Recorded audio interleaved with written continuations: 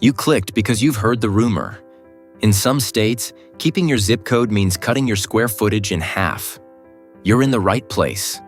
We're going to tour 10 hot zip markets where making it looks like a subdivided unit, a garage conversion, or a 55-plus condo you swore you'd never consider. Why is this happening? Land costs, zoning, policies that reward age-restricted builds while family-friendly homes stall. Stay to the end. We'll expose the catch in each market and the one move locals use to escape the golden cage without leaving their community. Number 1, California. You want sun, jobs, and your LA or Bay zip, but the only thing in your budget is your neighbor's garage with a hot plate. Dramatic?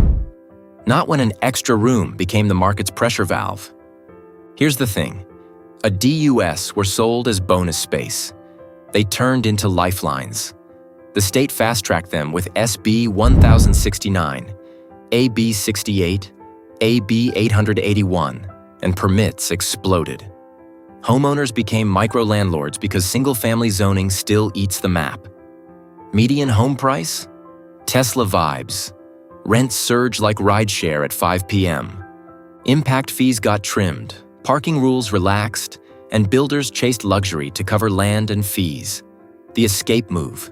House hack an ADU with family, share the lot, split bills. California normalized backyard living. New York shrank the whole apartment. Number 2, New York. You dream of Manhattan energy. You get 300 square feet, a mini fridge, and a laundromat 5 blocks out. Sounds like grit. Feels like Tetris. Micro units sold minimalism. The catch is a supply choke. Height caps, historic districts, and rent rules that freeze turnover. Investors chase ultra-luxe, so everyone else shrinks. Pilot microbuildings prove demand, but zoning keeps SRO-style options tight. Rent stabilization protects tenants, yet it chills upgrades, so mid-range stock just ages in place. Here's the math. Studio median rents punch above typical city incomes. Luxury vacancies float while stabilized units barely move, and a chunky share of inventory sits under 500 square feet.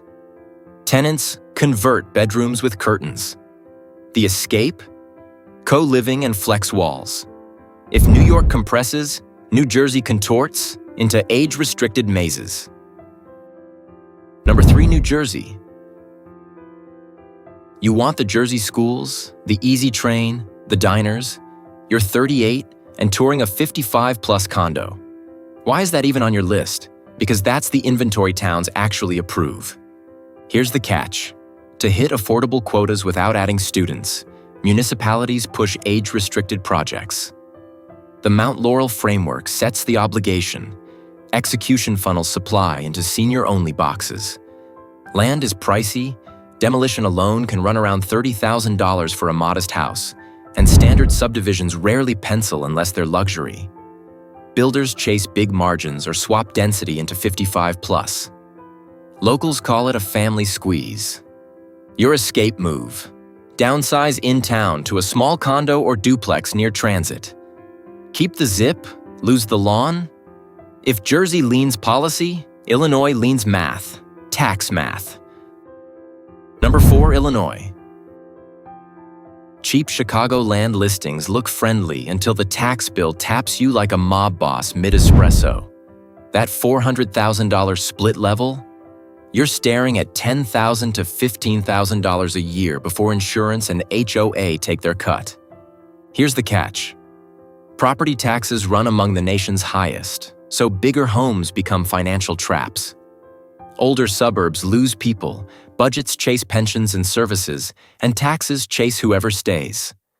Developers pivot to smaller infill or luxe townhomes that can carry costs. Mid-tier new builds stall. So the escape move isn't glamorous.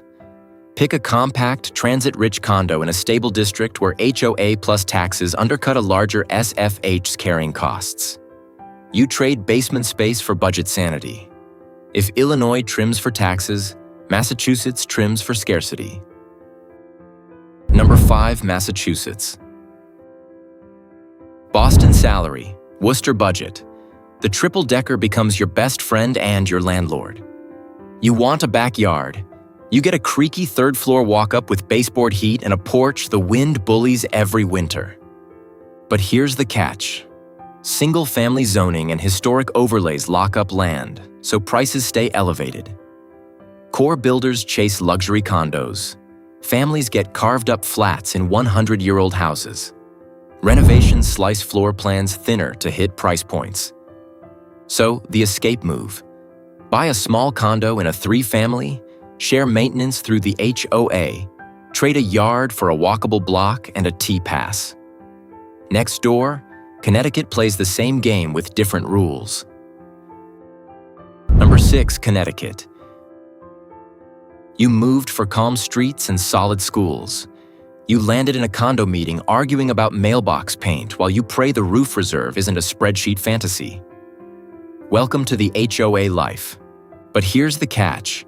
High land costs and slow permits push builders into upscale single-family or tight condo clusters. The housing stock is older, so maintenance isn't optional.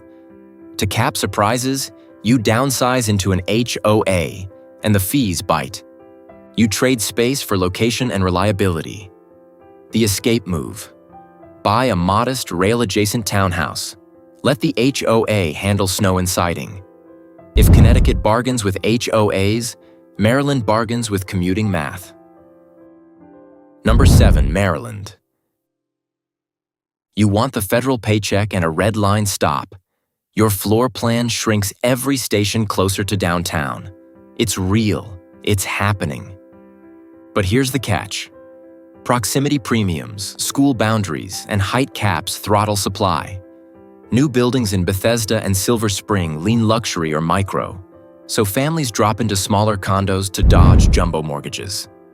Montgomery County's inclusionary rules add MPDUS, but land and build costs shove the rest upscale.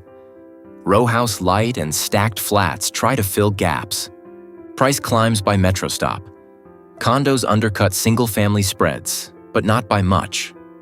One commuter saved 40 minutes a day by losing 400 square feet. Prioritize transit and schools.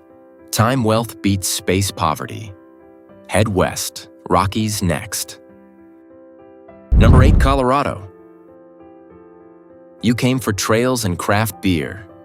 You stayed because your gear closet turned into a nursery. Let that sink in. Amenity-rich Denver and Boulder price like luxury brands. Resort towns stack premiums on top. Growth boundaries and environmental rules cap sprawl, so builders go urban infill with sleek, small units. Workforce renters slide into micro or van life-adjacent apartments.